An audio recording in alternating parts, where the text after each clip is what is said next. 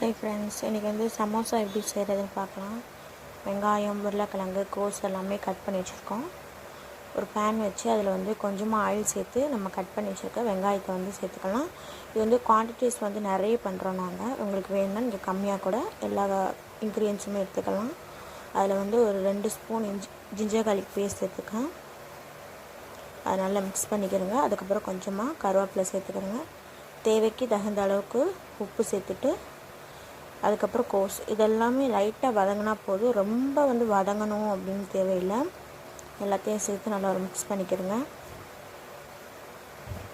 அதுக்கப்புறம் வந்து சிக்கன் பொடி வந்து கொஞ்சம் சேர்த்துக்கிறேங்க. சேர்த்து நல்லா கோஸ், வெங்காயம் எல்லாமே சேர்ந்து நல்லா மசாலாவில் விட்டுற மாதிரி ஒரு மிக்ஸ் பண்ணிக்கிறேங்க. அதுக்கப்புறம் வந்து கரம் மசாலா, பிரியாணி மசாலா இது ரெண்டுமே சேர்த்து அதை கொட்டிட்டு நல்லா மிக்ஸ் பண்ணிவிட்டு அதுக்கப்புறம் நம்ம வந்து மேஷ் பண்ணி வச்சுருக்க உருளைக்கிழங்கு அது கூட சேர்த்துக்கிறேங்க. சேர்த்து நல்லா வதக்கி விட்டுட்டு கடைசி வந்து கொத்தமல்லி தூவி இறக்கிடுங்க. இவ்வளோ தான் சம்சாக்கான மசாலா வந்து ரெடி ஆயிடுச்சு. அதுக்கப்புறம் இந்த மாதிரி சீட்டை வந்து ஃபோல்ட் பண்ணி மடிச்சுக்கிறேங்க. இந்த மாதிரி மடிச்சுட்டு கொஞ்சம் மசாலா தேவைக்கு தகுந்த மாதிரி மசாலா வச்சுக்கிறேங்க. வச்சுட்டு மைதா பேஸ்ட்டை வந்து அது மேலே வந்து அப்ளை பண்ணிக்கிறேங்க. இந்த அளவுக்கு வந்து மசாலா வச்சுக்கிறேங்க. மசாலா வச்சுட்டு எல்லா பேட்டரும் வந்து ரெடி ஆயிடுச்சு. இதுக்கப்புறம் பார்த்திங்கன்னா நம்ம ஃப்ரை பண்ணுறது மட்டும்தான் பேலன்ஸ். உங்களுக்கு எல்லாத்தையுமே நீங்கள் ரெடி பண்ணி வச்சுட்டு அதுக்கப்புறம் ஒரு கடாய் வச்சுட்டு அதில் வந்து நல்லா ஆயில் சேர்த்துக்கிறோங்க.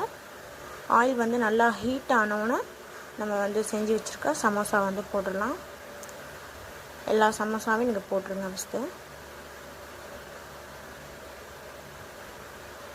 எல்லா சமோசாவையும் போட்டு அது வந்து ஒரு மாதிரி கோல்டன் ப்ரௌன் வந்தோடனே, ஏன்னா அது மசாலா எல்லாம் நம்ம வந்து வதக்கி தான் அதில் சேர்த்துருக்கோம், அதனால் மேலே உள்ள சீட் மட்டும் லைட்டாக வந்து பொரிஞ்சாலே போதும்.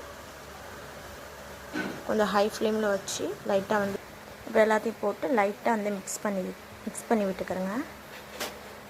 இப்போ வந்து இந்த ஸ்டேஜ் வந்து கோல்டன் ஸ்டேஜ் வருது இல்லையா, இந்த ஸ்டேஜில் நம்ம வந்து எடுத்து வச்சிட வேண்டியது தான். இந்த வீடியோ உங்களுக்கு பிடிச்சதா லைக் பண்ணுங்கள், ஷேர் பண்ணுங்கள், கமெண்ட் பண்ணுங்கள். தேங்க்ஸ் ஃபார் வாட்சிங்.